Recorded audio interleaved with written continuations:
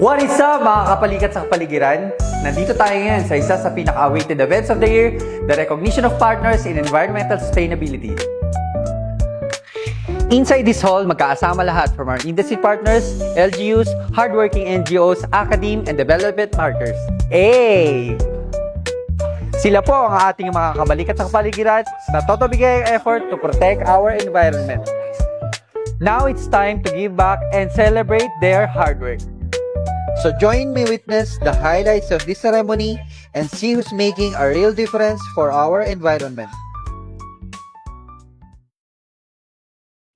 As I look across this hall, I do not just see representatives of the business sectors, the academe, the development partners, or the government.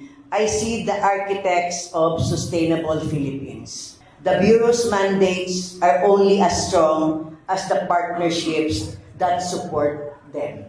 Now, the challenge to all of us is this.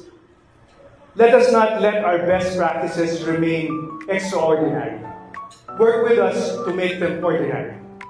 Let us normalize sustainability until it is the only way we know how to do business, the only way we know how to govern, and the only way we know how to live.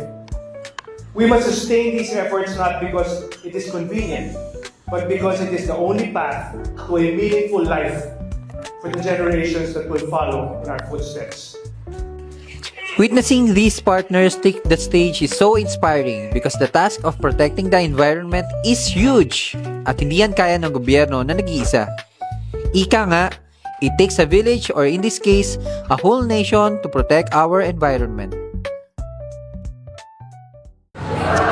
Ma'am, bakit mahalaga itong partnership na to with EMB? By partnering with the DNR Environmental Management Bureau, the World Bank helps ensure that development investment contributes to green and resilient growth.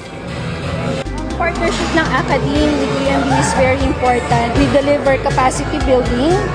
Students enrolled in our master's and PhD program in environmental science. So, in terms of research, we partner with you in doing biological, physical science, and even social science researches related to concerns in the environment.